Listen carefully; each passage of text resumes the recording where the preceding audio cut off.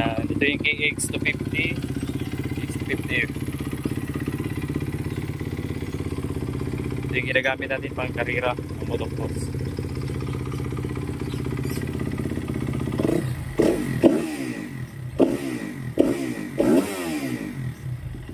Halimaw.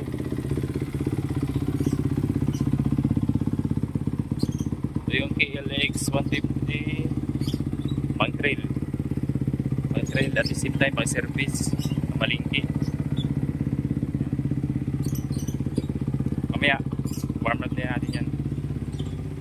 Ito naman AMX 125 2 stroke.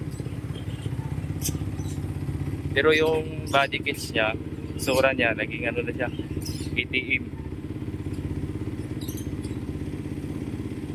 Ay, ginagamit din natin yan pang karera, motocross.